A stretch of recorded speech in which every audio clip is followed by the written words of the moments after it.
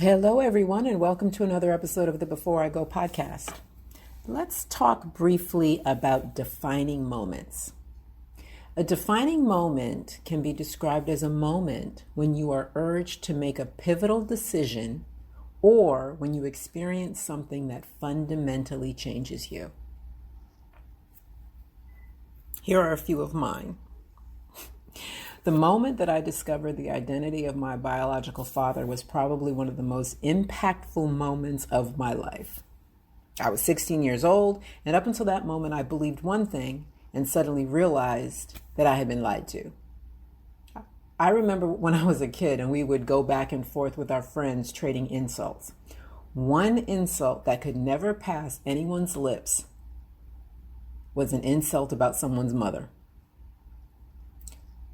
That was a line you just did not cross. Mothers were off limits. We idolize our mothers and put them on a pedestal. However, the moment I discovered the truth about my lineage, my mother became a human being and no longer sat on that pedestal.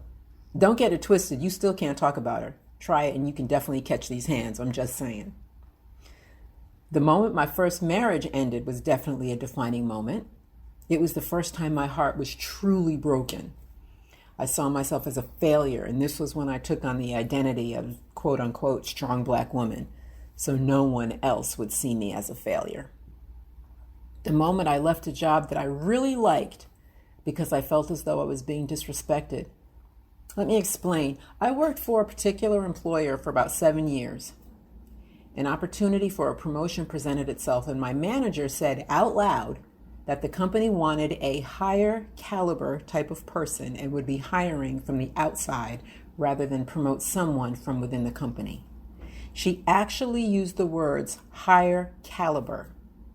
It was at that moment that I felt I was not valued as an employee and I could not stay someplace where I was not respected or valued. I realized that I had options. I did not have to stay. I recognized that if I accepted this type of treatment, then it would only be repeated. And to this day, when I'm in an undesirable situation, I always remind myself that I have options. I am not the one who will complain and not take action.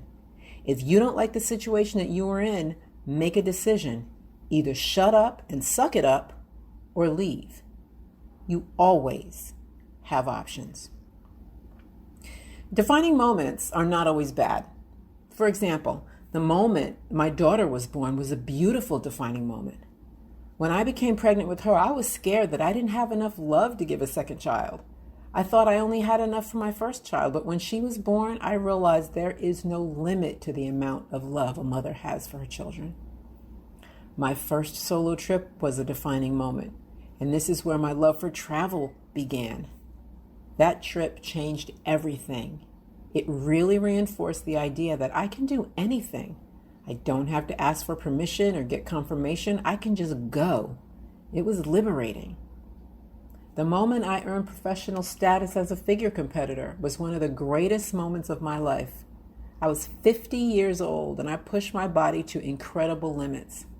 I proved to myself that I'm stronger than I ever thought possible.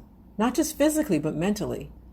Not only the competition, but also the road I traveled to that point, the hours in the gym, the dieting, the self-control, the discipline, all of it. I discovered how strong I actually am.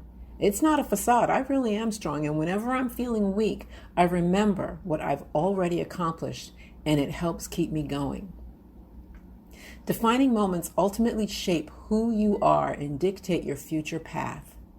Defining moments can be glorious or they can be devastatingly painful. Either way, I encourage you to take a few moments and think about the defining moments in your life that have brought you to the place that you are right now. Short and sweet today. That's all I have for today. Thank you so much for listening.